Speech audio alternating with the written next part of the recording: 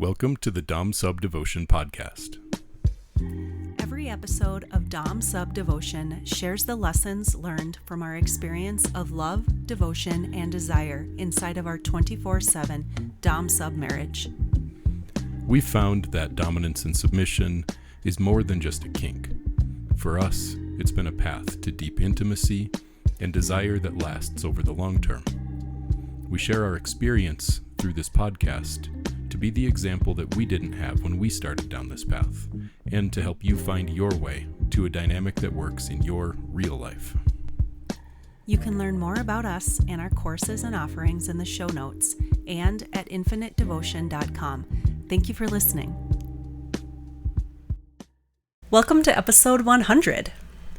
Yes, welcome everyone. Thank you for being here with us. This is 100 straight weeks of us putting this podcast together, putting it out almost 2 years ago, over 2 years ago. You and I hatched this idea to start sharing our story in a way that wasn't so limited like Instagram was, with 2,200 words and 90-second clips that we could do, where we could go a little bit deeper. And wow, 2 years later, here we are, 100 in a row. That wasn't all me, but that was all you. Yeah, for sure. I've been on all 100. You've still been on the vast majority of them. Yes. So for episode 100, and really to celebrate what this is and what it's become, this week we're going to do basically a reintroduction of ourselves, who we are, what we stand for, what infinite devotion is all about, and why we share our lives in this way, both through this podcast and through social media, and why we open ourselves up like this. So, because we're a little crazy. So, sometimes I wonder, especially as this whole thing has grown. 5 years ago when we started this, it was just a few people that found us, and we were sharing some stories about our life. And I remember when I still responded to every single direct message that we got, and now we get hundreds a day, and I can't even fathom being able to read all of them, much less respond to all of them. So it's really taken off and taken on a life of its own. But sometimes the part of it where I wonder if we are a little bit crazy is, we have on Instagram, we have 63,000 people or so that follow us, but last month, our account got 5 million views. And when you start reaching out to broader audiences, and some of the things that we write and share get seen by people who really don't understand this dynamic, this lifestyle, and we get so much of that projection from other people put onto us, which I understand why. Well, right, especially doing all of this quote-unquote work that we've done, right? Because there was a point where we operated like the masses of people too, because that it's just part of life. It's part of being a human. But when you start to step into that self-awareness, you just start to understand other people in a much deeper way. And you are able to come to an acceptance of them just living their life, of them living in their projections and their judgment and their shame. And it really, I'm thankful to be at a point where I don't feel it, because it's about them, it's not about me. Yeah, and I've gotten to a point now where you and I were talking about this a week or two ago, about how I delete comments when people come make trolling comments on our stuff on Instagram. And you were kind of asking me why I do that. And I said, because I don't owe a platform to people to criticize us from a place where they don't know us or understand us. And then when we do reach so many people, and so many people see our stuff, all of the unconscious stuff can just start to pile on, and people start to get brave behind their private accounts and behind their keyboards saying things that they would never say to our faces. And I don't owe people a platform to be vicious when they don't even understand it. Yeah, that's understandable. So, as we talk here today, one of the core things that I really want to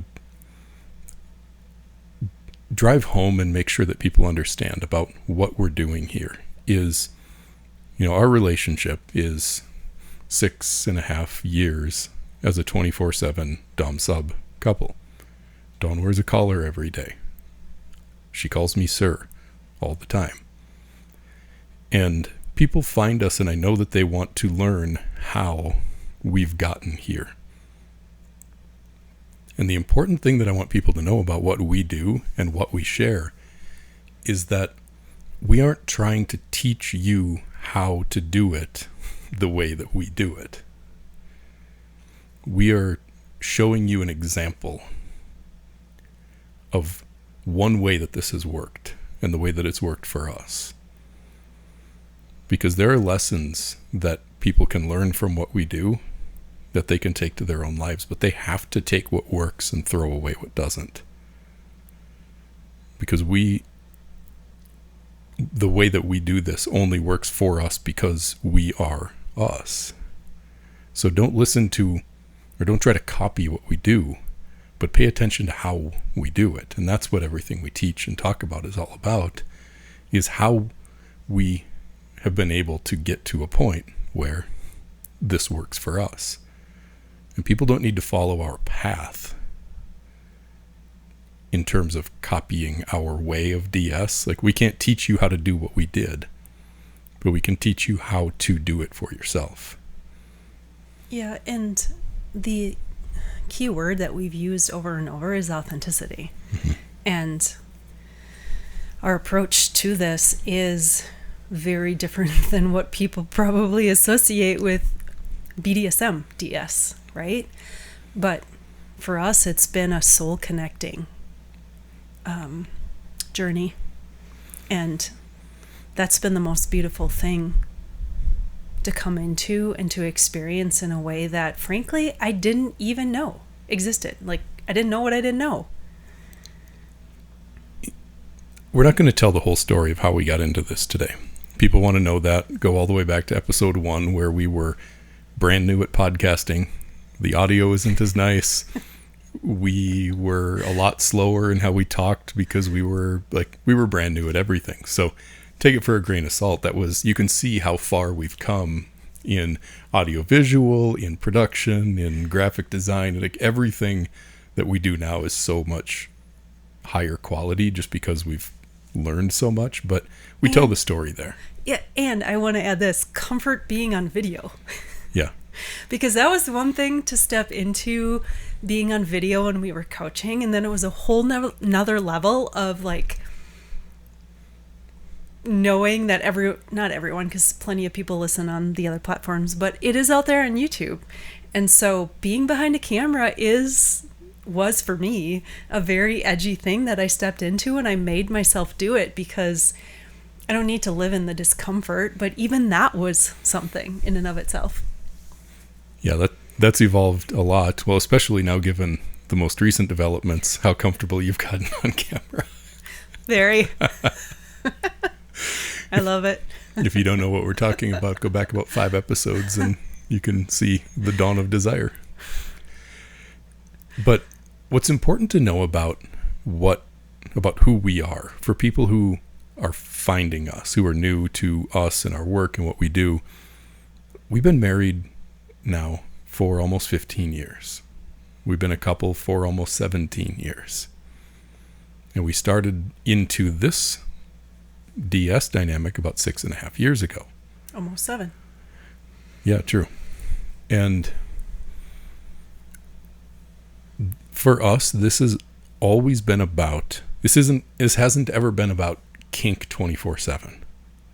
And I think that's what a lot of people think when they hear DS, 24/7 DS, is it's like the intensity of all of their kink 24 hours a day, 7 days a week. And what we are here to tell you is that you don't have to throw away life to experience that kind of intensity. everything that we're about is about how to integrate life and kink and power exchange so that you can live it all integrated, shamelessly, without fear.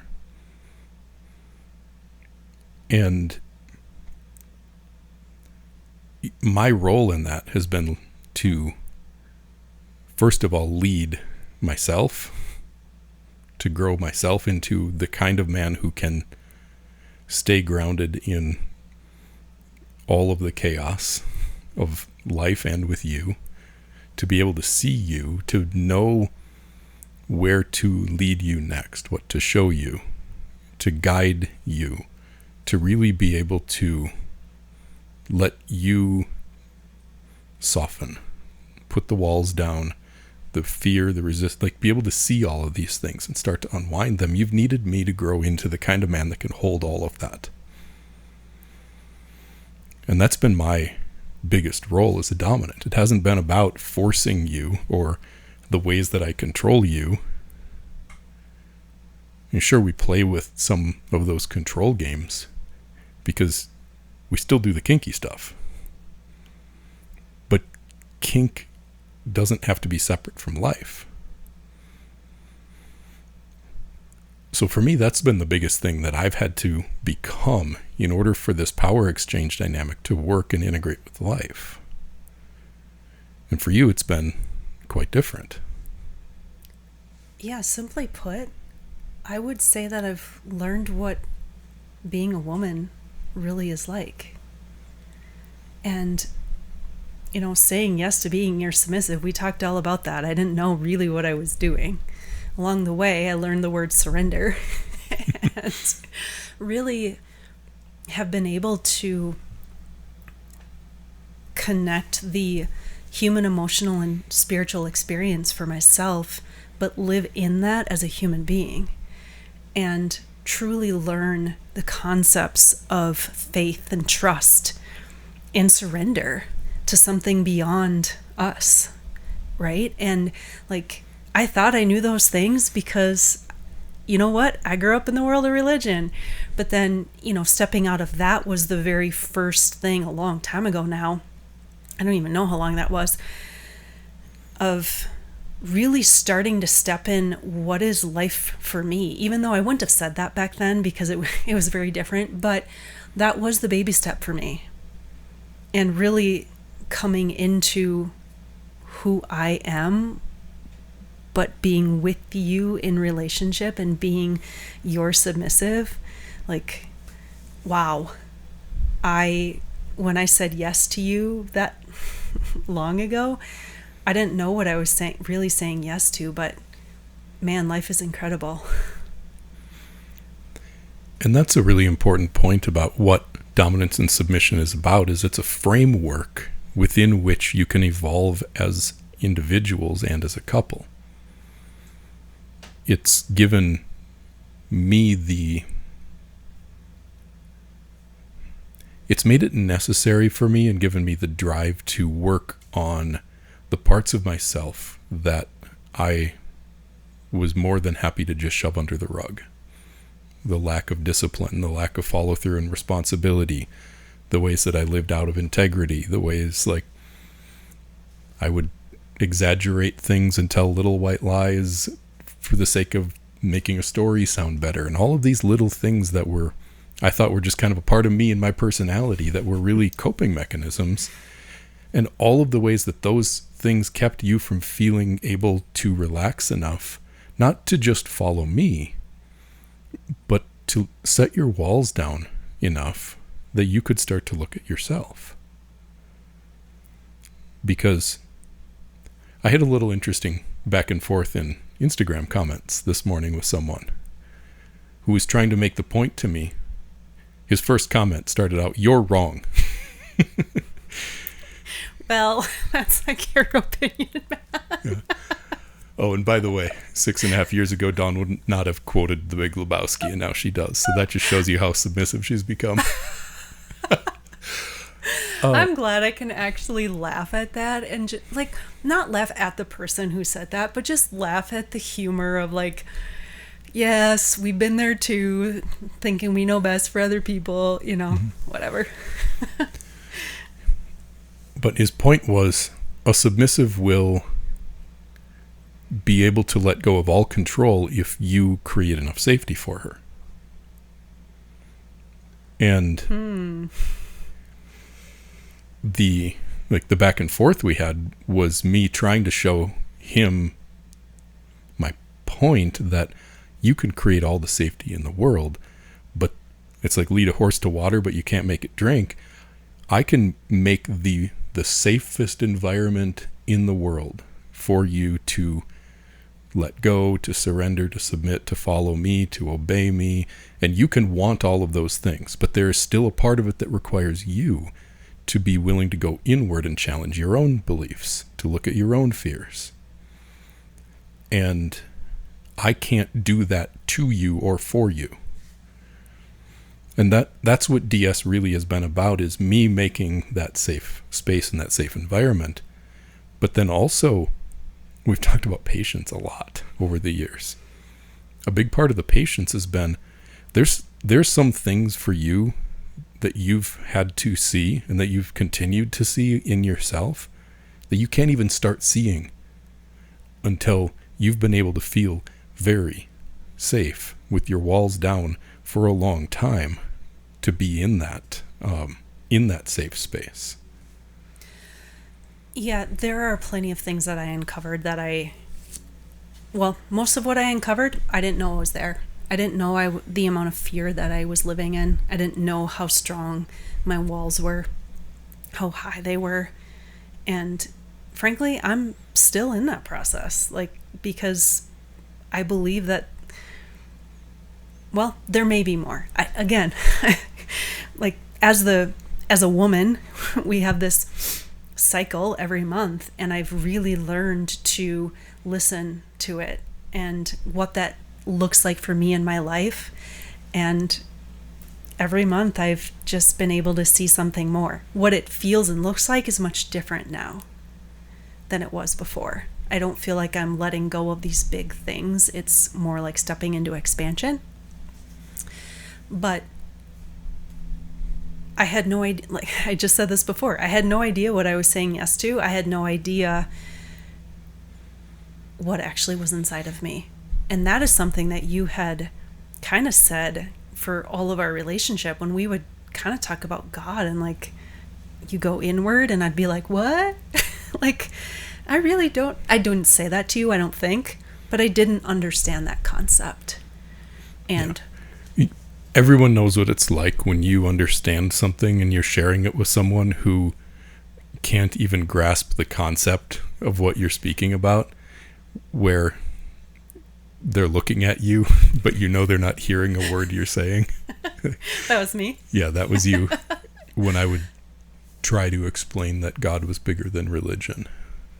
Yeah, and eventually, through enough conversation and plenty about other stuff that we listened to together and talked about and all of that, it really started to make sense, which is when we left organized religion. But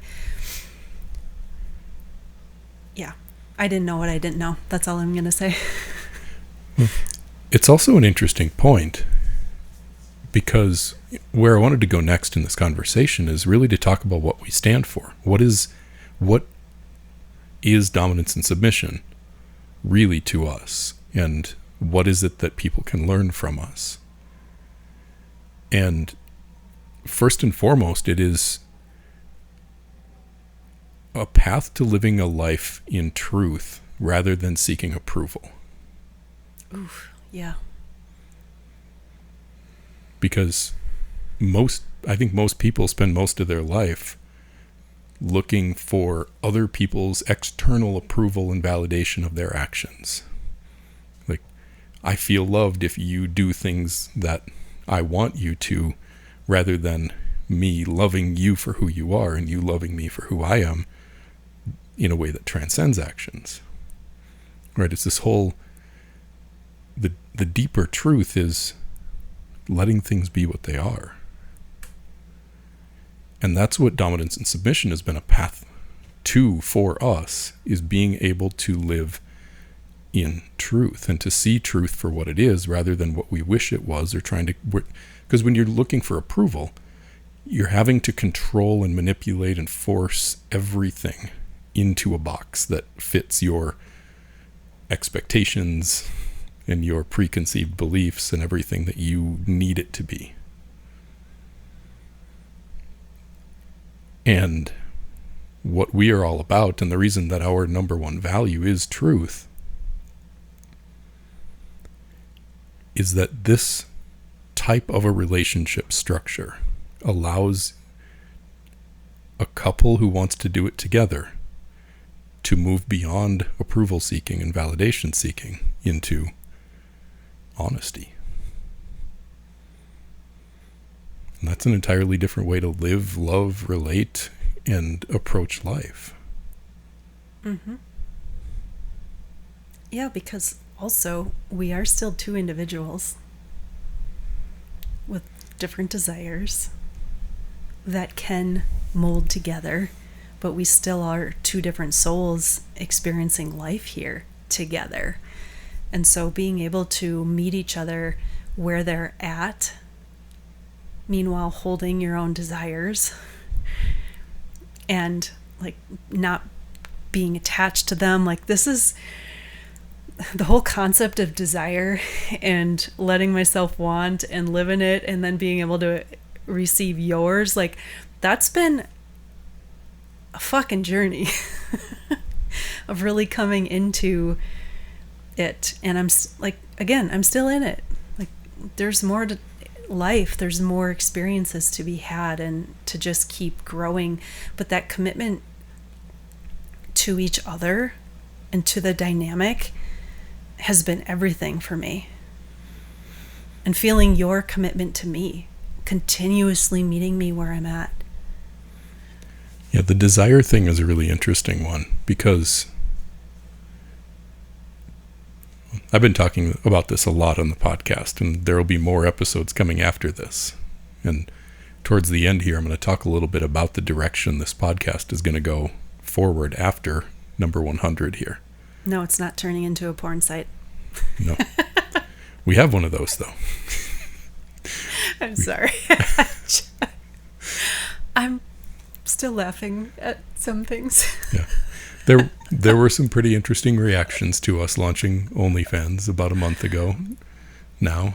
And if any of you are still listening that were triggered and you want to come on the podcast and have a conversation, maybe that would be fun. Yeah, Dawn has recently been excited about the idea of having a conversation with someone who has been triggered by her wanting to start doing porn. Yeah, I'm not sure I would like ever do that on a podcast, but the concept was kind of funny because I'm raising my hand for those of you who aren't watching. I've been there. I've been triggered as fuck by porn in the past. And all I'm going to say about that is when I let myself open to it and really see what was there for me, hello, here I am doing it. Like, oh, it was actually for me.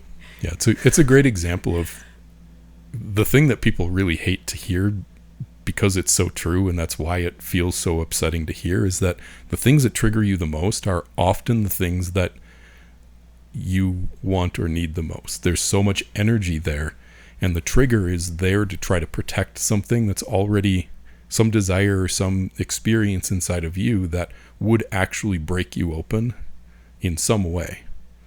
Mm-hmm. So you found this a lot, the ways that the things that you were the most upset by have been the most exciting for you. Yeah, and I will even say this, that I learned that concept a while ago about when something triggers you, it actually is showing you something that's for you about yourself. And for one, you got to stay out of the meaning making and jumping to conclusions, because your ego is going to go to, like, call it the worst possible scenarios, you know, whatever. But when you let yourself soften, but you'll see what is truly there for you. But my point, what I was going to share is I would get so angry, like, when I got triggered, because I'm like, damn it, like, I'm so triggered, and that means that there's something here for me, and I don't like it right now. I don't want it. But the fear is always speaking to you, right?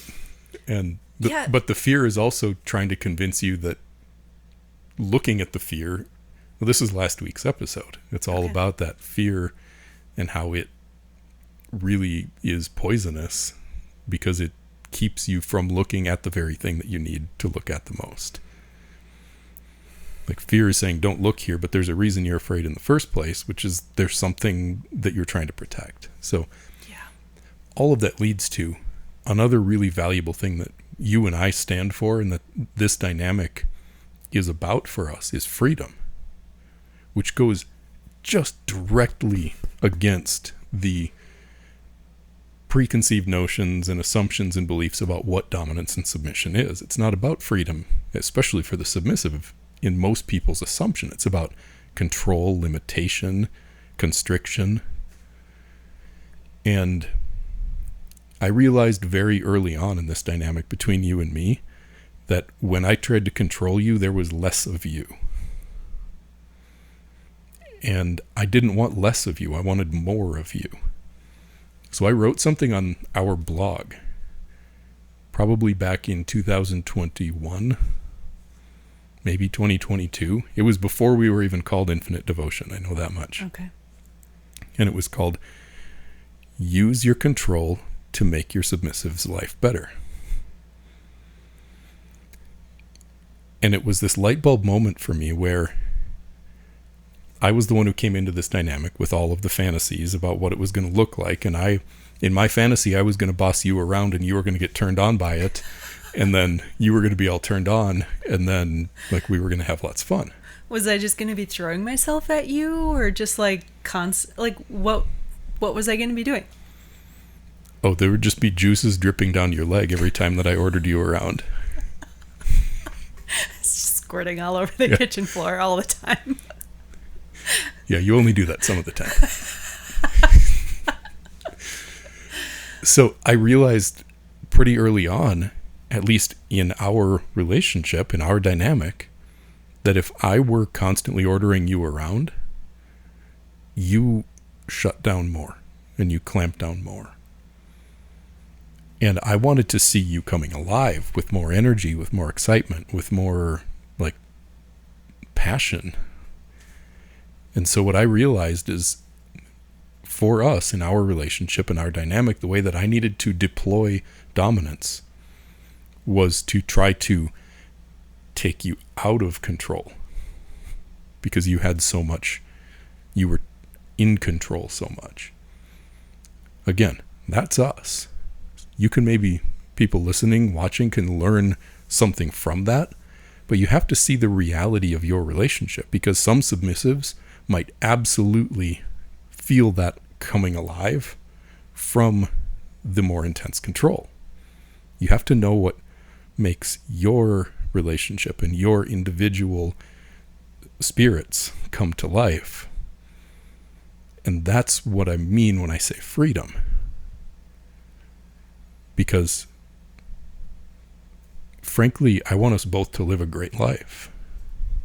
I want us both to live an amazing life and to have all of the experiences that we can, have all the fun, and leave nothing on the table, no regrets. And if I can use the authority that you've granted me in your life to take things out of the way that keep you and I from having that experience of life, then that's what I'm going to do. Yeah, and an important part, circling back to something else you said of like you can lead a horse to water, but you can't make him drink. Like we were just laughing about this because you have done all of what you're talking about here for me, but I still have had to be willing to face so much fear that was inside of me. And again, I wouldn't have called it fear, but that is what it is. It's the protections. And there have been so many things that it's like, yeah, I want that too, but that just doesn't feel real for me right now. And I just had to continuously surrender to what my experience was over and over and over again, trusting that someday I would be beyond the fear. And there were plenty of them. I didn't keep a list, thankfully. Like I would have burned it by now if I did that. But bimbo mode here. I forgot where I was going with that. It was important. I don't remember. Okay. We'll maybe come back to it. I'll take that as an opportunity for a little sidebar, though, because one of the ways that fear used to show up in your life was this hypervigilance. Like, you tracked everything. And remembered a lot. And monitored everything. And you knew everything that was going on. And you would never forget a damn thing. Not really. And so, as you've kind of relaxed in your life more and more, you started noticing, like, I don't remember things the same way. And then there was a new fear that came up, like, am I losing my mind? And I would remind you sometimes, like, what's your birthday? What's our address? How would you find this if you needed to know it? Like, you remember everything you needed to remember. The hypervigilance was going away, and it felt like you were losing something, when really you just weren't paying attention to everything because you weren't afraid of everything anymore. Well, and that's a great example of, you only know what your internal experience is like, and you just assume that's you, or that's what it's like for everybody, maybe. Mm-hmm. And so the whole memory thing is one of the greatest examples of when something starts to change and those protections start falling away. It's like, oh my gosh, well, my memory was a protection. It wasn't actually how I remembered things. But then there was a whole bunch of unwinding there, like going back to childhood and being in school and memory work and being graded on memory work and having to perform it. Like, that in and of itself was a whole protection mechanism right there, and unwinding. Yeah. So the approach that we take to dominance and submission is really all about seeing these little things. And then also, because this is also about excitement and fun and kink and everything else, the memory thing is a great example, because we started playing with bimbo kink when your mind started to fall away, and we started just leaning into it with, okay, well, where's their excitement around this fear? Because as far as I've been able to tell, every fear is on a continuum, and on the other end of that same continuum is some excitement. So there was the fear, like, I can't remember, the address of the place that I lived 24 years ago. Yeah, and what if I'm not going to remember something important in the future? Yeah. Like, you do what the rest of us do, and you just write it down. Right. But that's what your ego does, like, tries to get you into the fear. So I don't remember how we ended up starting into playing with bimbo kink, but it was this kind of like, oh, there's turn on there for both of us that is directly attached to the thing that you are afraid of. And so we started choosing that. And that's just become a whole new area of fun and aliveness and excitement and kink and turn on for us. Well, we just call it bimbo mode now, when your brain kind of goes blank. And yeah, and it actually, when I was able to release the judgment around it on what it meant, and even just let myself feel into what am I associating with the words, or with the word bimbo, and let myself feel it and see it and laugh at it and be like, oh, okay, I can actually claim that word as something new for myself that allows the excitement and fuels the excitement. Like, that is what kinks have been for me, is I've learned so much about myself, and they really have shown me truth. And for me, like, that bimbo mode is like being mindless, not being attached to the thinking that I thought I had to have as an adult, as a woman, as a mother. Like, I have to be responsible, which requires me to have a mind. Well, my relationship to that mind is much different. Reminds me of a client we had one time where I was teaching something having to do with the masculine needing to be the decision maker and the direction setter. And sometimes as guys who have learned not to have an opinion because we're trying not to rock the boat or ever like upset anyone by wanting something. We will, like the guys in the nice guy world where I used to firmly reside, would just be like, I don't care, whatever you want. Like I'm legitimately happy with it, with whatever you want. And sometimes men have to start, and I would ask this question: if you had an opinion, or if you could have what you wanted, what would you want? If you had to decide, what would you decide? If she wasn't listening and it was just you, what would you pick? And so I was asking questions like this, and this guy piped in this group, and he said, when I said, like, if you could have whatever you wanted, what would it be? And he said, mindless submission and a sack of 50s. And that was a moment where I realized that mindless submission is really a beautiful thing, but it's not about, like, you know, one of your fears that's come up when we've talked about this mindless submission thing is like, well, I don't want to just be like drooling and stupid. That's what my ego did. Right. It took me to the worst extreme of like having no ability to think and talk really and make decisions. So, yeah, like, and I'm going to be so turned on by I know, and I remember laughing at that because I'm like, I know this isn't true, but I need to say that this is where my mind is trying to take me. Yeah, we're not trying to give you a head injury for the sake of but it is about, and there's so much freedom that comes from setting down the over analytical mind, the controlling mind. The overthinking is what most people will call it. Yeah, and we did an episode about this a while back about mindless submission that people can go back and listen to. But all of this gets at another thing that's really important for what our dynamic stands for and what it is this idea that erotic expression, sexual aliveness, sexual liberation is a path to everything good.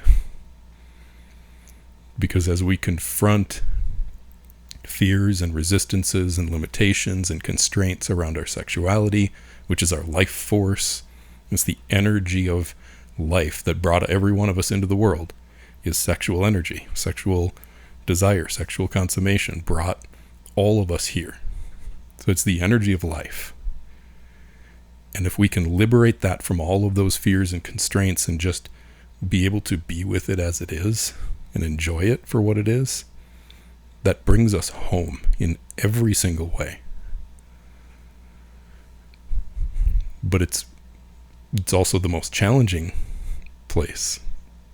And that's, again, what dominance and submission has been for us, is an opportunity to look deeper at where do we limit ourselves in our sexuality, where do we limit each other, try to control each other in our sexuality, where are we not okay with what is, with what authentic desires are there, and then react to that or try to control that or try to limit that in ourselves or in each other, when we can just get all of that shit out of the way and have an honest, sovereign sexuality in each of us that we can both appreciate about each other. That is what becomes possible through polarity, through dominance and submission, through masculine, feminine energy, like understanding these concepts and then really putting them into practice and living them when they get uncomfortable, leaning into it versus running away from it. Yeah, and again, I'm just going to say this, that all back to patience we've talked a lot about, is it's learning how to live in your desire and hold it, receive your partner's desire and hold it, but also not getting graspy and needy and having to have it in any sort of timeline too, because let's be real, maybe there's things that will 100% align someday down the road, and maybe some of them just don't align, but you can still have it and not have to have it, or to like acted out. Like there's things that we play with in fantasy that will never actually be real, because let's also be real, some things can't be real. Right? So there's this whole area that you just can learn how to play in together, whether that's living out desires or living in the fantasy of them. And when you can accept that it's all a playground that will bring you both back home, fully, wholly, both uses of that word in all the ways. Well, there's lots of uses of that word. Like, that's what we're talking about here. And so I just kind of wanted to say that, because I know people jump to conclusions about, like, well, what about my partner, and he really wants this or she really wants that and I can't do that. Deep breath. Mm-hmm. Can you be open to seeing, is there something here for me? And that's how we've approached this over and over and over. And frankly, you saw a lot of this, the truth about me, when I was a little bit kicking and screaming, because I had to be willing to challenge all the beliefs that I had about what was right and what was wrong, living under an external morality, under the name of religion, under the name of what I called God, and what was right and wrong. And like, it took a lot. It took a lot of patience with myself and being willing to continuously meet myself where I was at, because I couldn't force things away either. Yeah, 2 episodes back, there's one called "Are You Just Being Submissive to Your Childhood?" And that episode, you know, when we're recording this today, this one just came out today. The one we're recording now is going to be 2 weeks from now. Oh, yeah, okay.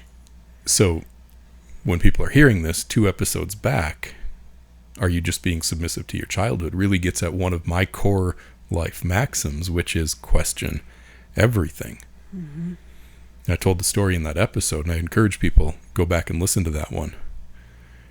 There was a big shift around episode 88 in the podcast when I changed my approach to what I was bringing and teaching here, when I really found my stride of doing this solo, a lot of these solo after you pulled back, which we told that story a little while ago on the Dawn of Desire episode. Episode 88, Why Submissives Resist, was a big shift. And so I encourage people, if you are listening to this and finding us, go back and listen there forward. Like, there's a lot of stuff out here. But in this episode about Are You Just Being Submissive to Your Childhood, and I talk about this core maxim of mine, which is question everything. I tell the story about how we were still a part of religion. We were in the church, and I brought this to this men's Bible study because there were some things that I wanted to talk about that really questioned some of the core beliefs of the church, of this particular group and what they were talking about, and they didn't want to have the conversation. And so I hatched this thought for myself back then, which developed into something that has really guided a lot of my life, which is, if you question something and it turns out like every single option that comes out of that is good, you are either going to own that belief even more for yourself. You're going to believe in it more firmly when you open it up, when you lay it out on the table, when you examine it. Is this really mine? Who benefits from me believing this? Like, who taught me this? Where did this belief come from? Really looking at it. You either find out that it's yours, or you figure out that you've been living a lie. And both of those are great options, because you need to know that. Yeah, and there were certain things that I had to go back to over and over again as I uncovered more fears, or it was like, oh, this thing is surfacing again. Okay, well, what is here now for me? And really learning how to bring curiosity to things and feel them from my body versus living in my mind, because everything I had formulated was in my mind. And, well, I'm going to call that my head. That's ego to me, is like in the head, because whatever. But yeah. So to wrap this part of the conversation up, really, DS has been a path for us to find the courage to live our lives in our way and break all of those old scripts. All of the ways that we tried to live for other people, all the ways we tried to abandon ourselves for each other. We were afraid of really just being who we are. The ways we were still trying to live for our past and for religion and according to all of these rules that were never ours. So this has been a path for us to real confidence in who we really are, not just in who we were programmed to be or who we tried to be for ourselves or for each other. And you have, in order for that to be able to be true, you have to be willing to let go of what you thought everything had to be and allow it to be what is. Which really gets to the next part of this conversation, is why devotion is so important to us, why our name is Infinite Devotion. You brought up several times already here how much you've really needed to come into things. You've needed to see things. You've needed time and patience to be with this. I've needed to give you the space to be in some discomfort. But the absolute trust that you and I both have that we are here and we're in this for good is almost like a prerequisite to be able to go as deep as we have. I won't even say almost. It is a prerequisite to be able to go this deep. It is. And so it's core to our message, and it's core to what we are about, that devotion matters. Commitment matters a lot. And not just verbal commitment. You and I have both been divorced before. We know you can say till death do you part and then part before death. Yeah. So obviously no judgment there. No. And it's not no judgment just because, oh, we lived that and we divorced and, whatever. It's actually, if you get to a point in your life where it's like, this relationship is not serving me anymore, then you need to choose yourself. And that's what we both learned to do by stepping out of those relationships and stepping into this one. Still from a very unconscious place, but wow, what we have been able to create. And I think something I just want to speak a little bit to, this is more about kind of what we've seen, but it's about the commitment and devotion that's required. And it only comes by continuously choosing each other every day. And what has been able to be let go from my system wasn't possible just because we were together 8 years before we stepped into this. We were very different people.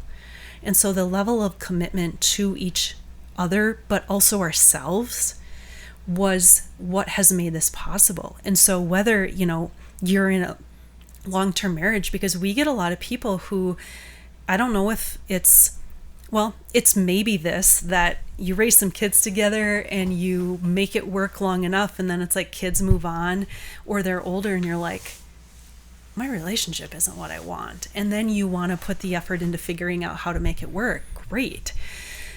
We have that kind of thing. But then we also have some people who are in the single life and they're trying to find their partner. And like, that's a whole different ball game. I can't imagine like diving into that exactly, kind of starting to learn like about self-awareness, personal development, all of some of these terms. And then it's almost like you can live in this expectation of it's supposed to be easy, or it's supposed to, like, if it's hard, it means it's not for me. Well, guess what? I think everybody can agree that in life, the times we learn the most are through the challenges. And so when we can accept that there's going to be challenge in any relationship, meanwhile holding commitment to yourself, like, this is what becomes possible. Yeah. And that's why devotion is twofold. And that people use devotion as like a substitute word or meaning the same thing as commitment. And really it's not the same, because I can say I'm committed to you for life and then abandon myself constantly, basically just for the sake of keeping my commitment. Yeah. And the dirty little secret of our business name, Infinite Devotion, is it's not just about infinite devotion to each other. Because without an infinite devotion for me to myself, to being who I am, to unraveling and unpacking all of my shit, being a solid, sovereign, confident, self-trusting man who is really able to stand up on my own without you, there's nothing for you to lean on. And without you being in infinite devotion to yourself, to being in your body, to using your voice, to feeling your feelings, to honoring yourself where you are, you can't open enough to receive me.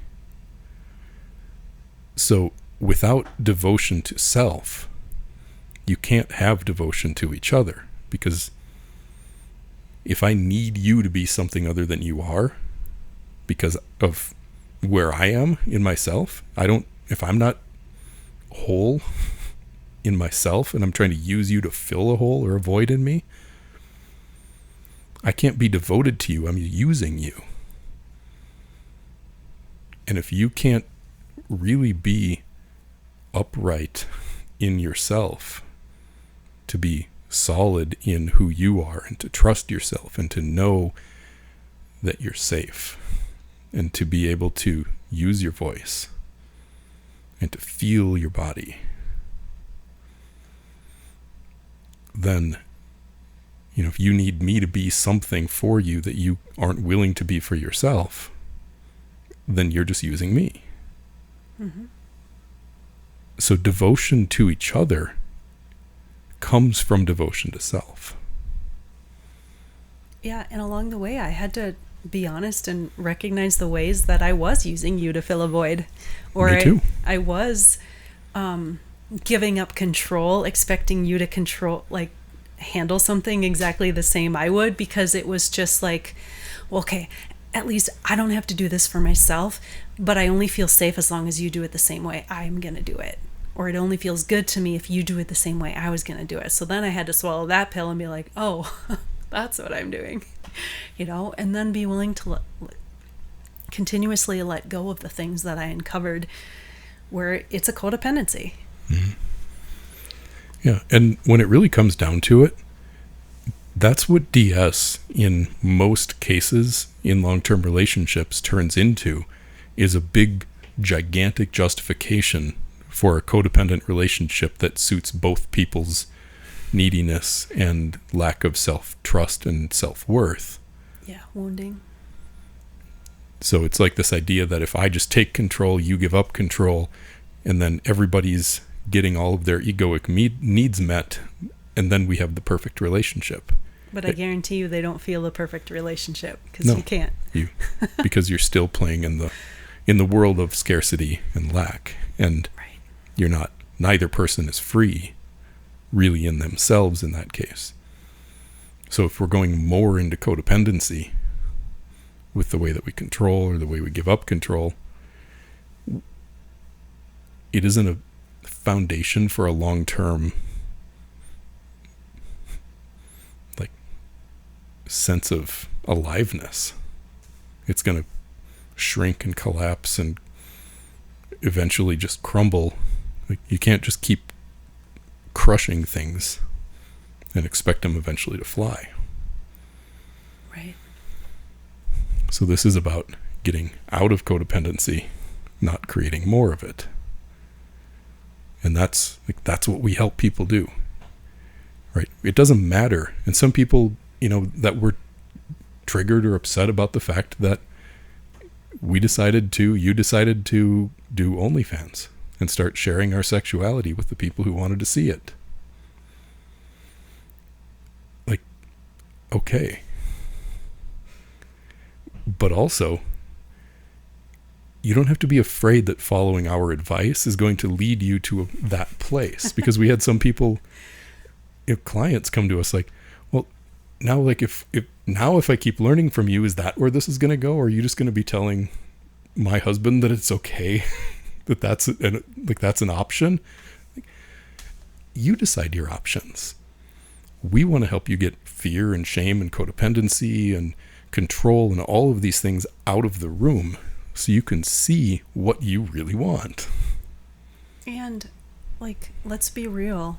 This word kink, that is an individual thing, right? So just because my kink is exhibitionism and wanting to be seen doesn't mean that is going to be anyone else's. And it doesn't, like, that's not how we work. Back to that word authenticity. Like, you have to step into your excitement, because that's going to bring you one step further into your soul's expression. And we are not all the same soul, even if we are all expressions of God. And getting to live in that is where your freedom lives. It's not duplicating, replicating this textbook aspect of what it means to be dom, sub, or what it means to be free, because it's free in your spirit. That's what we're talking about. And this is why we share our lives, why we share our dom-sub dynamic, why we created this business. It's because we want to give an example, I guess, of one way that this really works and what becomes possible if you are willing to do that work to get fear and shame and control and limitation and scarcity out of the room, so you can start really being alive, like actually being with what is, with what's real. Because otherwise you're living your whole life in this, like, attempt to shape and control reality. You never get to enjoy what is really real. Right. And so it's a gift for us to be able to share ourselves with you out there listening and watching, because really what we're doing is being us. We're not trying to impress you, and we're not doing this for you. Sorry, not sorry. We aren't doing OnlyFans for the money. We don't do this podcast for the money. We don't do our courses for the money. We make money at it, sure. But we do it because we're doing what we want to do. We're revealing and opening ourselves in ways that we want to reveal and open ourselves, because we want to show people how good it can be. And there is excitement in it for us. Yeah. And that's what we're talking about, is living in what excites you. And frankly, like, not everybody could be as open about their relationship as we are. And that's okay. Like, everything is okay.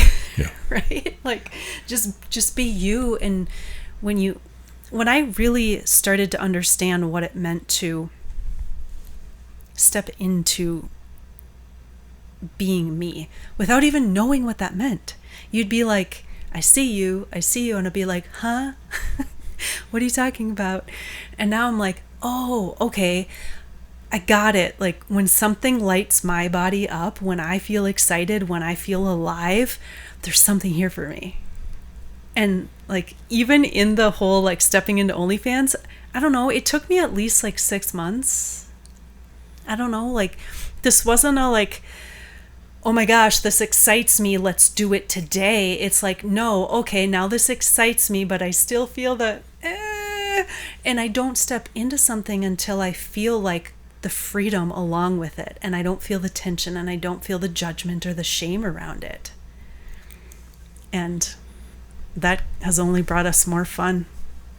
Yeah, 100%.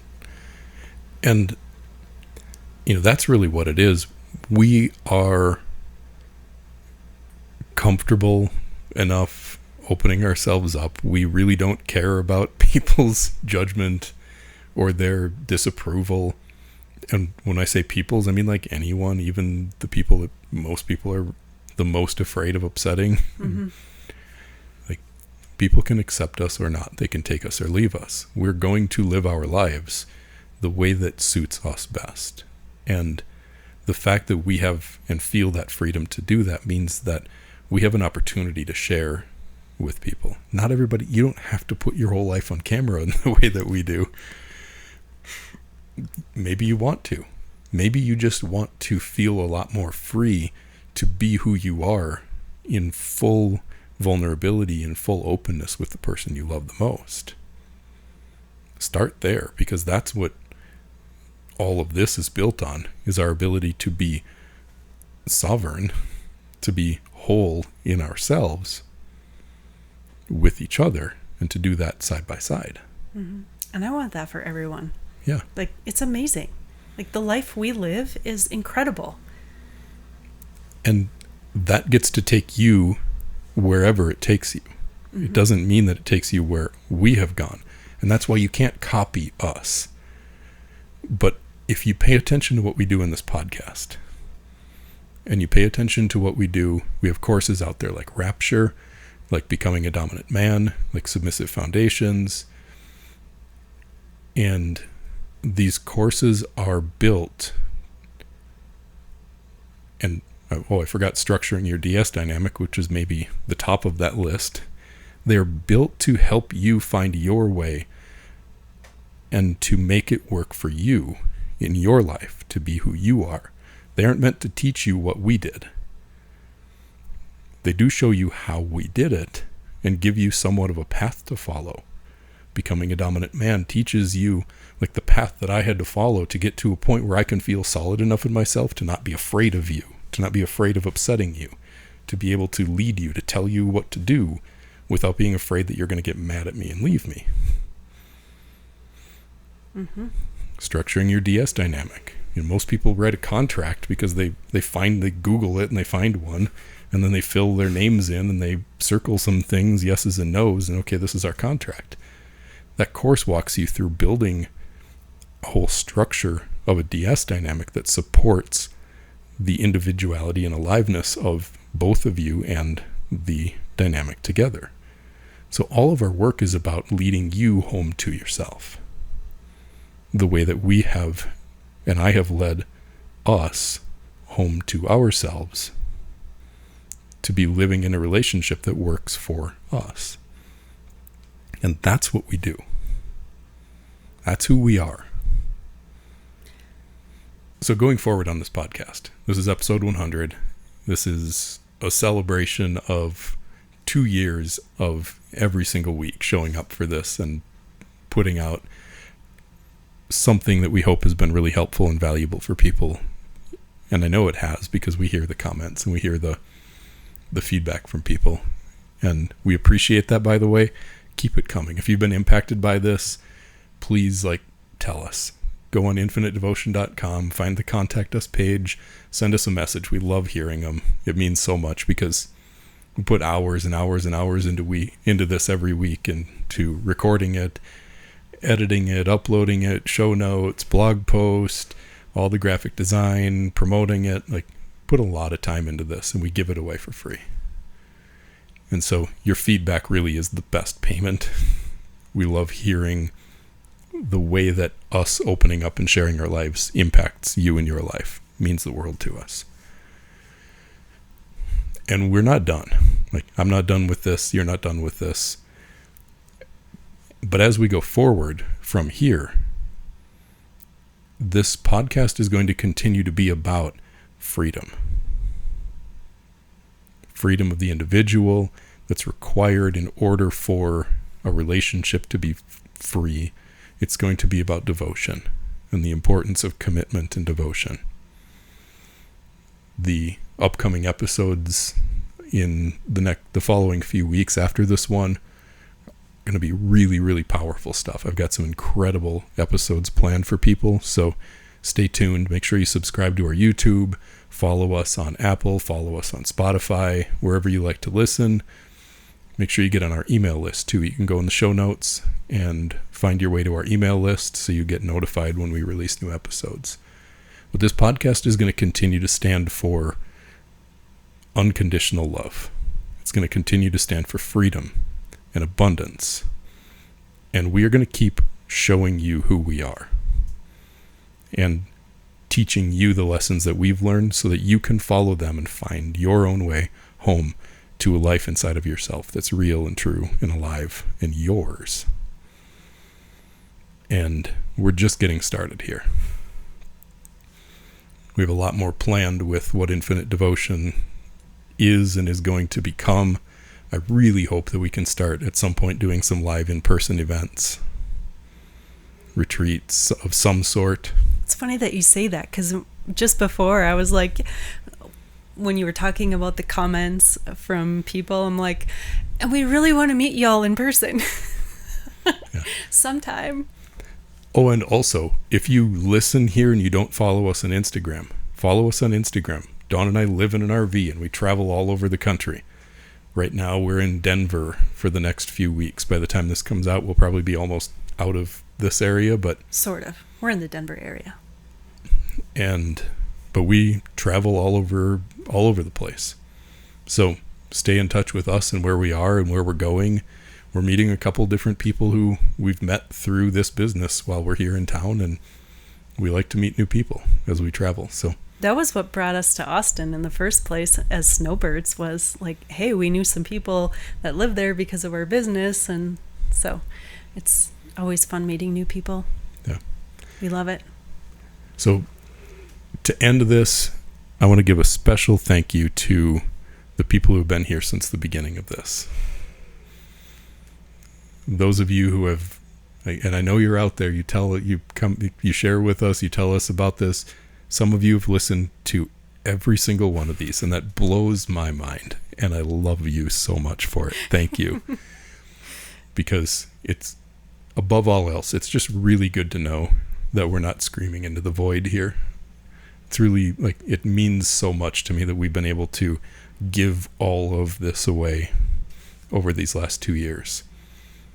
And seeing it impact people, especially those of you who have been around since the beginning when we were slow talkers and we had a plant in between us. And it was different because there was a little bit more processing and, again, like getting comfortable on the camera.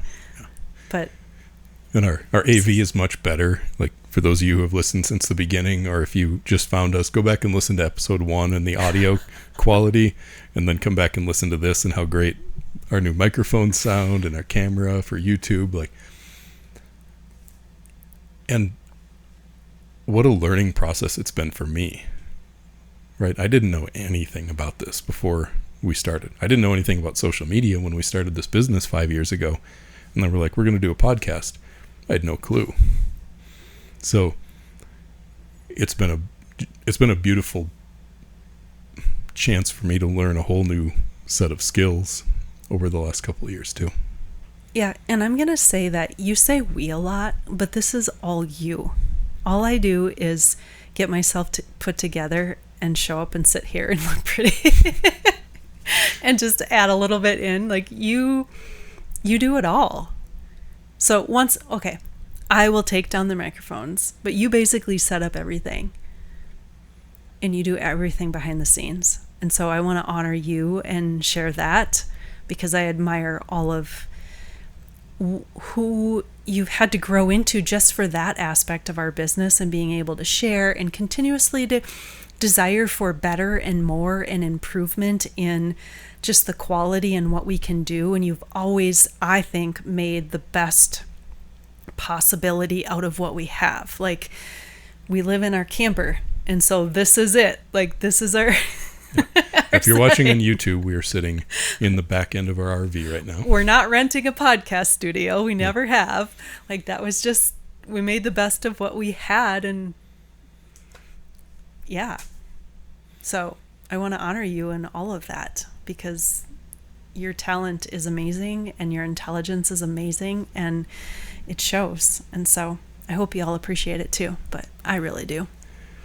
Thank you. And one thing that I will add to that has been a particularly challenging but rewarding thing to learn is, when we sit down to record, especially when we sit down to record these together, there's, what you don't see on YouTube is the mess of cables and cameras and lights and it's not a mess, but there's a lot going on behind what you see here.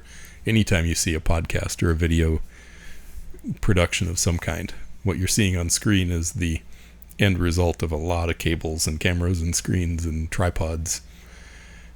So setting all of that up and then being able to sit down here and be present enough with you and with the content and the topic of conversation, that's been a thing in and of itself. Because like you said, we're not renting a studio. We don't have a studio. This all gets set up and torn down, and then for me to be able to put all that together, even when I'm doing a solo one, getting everything set up and then sit down and deliver something valuable with clarity, that hasn't been nothing for me in itself. So I'll give myself a pat on the back for that one. Let me pat you. So thank you everyone for tuning in to episode 100. Come back next week for number 101, and I'm going to keep the topic a secret, but you are not going to want to miss it. It's going to be fantastic. So thank you everyone for being here for 100 episodes, and here's to the next 100. Yes. Thanks to everyone. We love you. And by the way, for those of you who are subscribers on OnlyFans, you can jump over to OnlyFans, because right at the same time that this episode comes out, I'm also going to release a video of Dawn coming out of that dress. So if you happen to be a subscriber over there, come check it out. Somebody's getting excited now. Bye, everyone.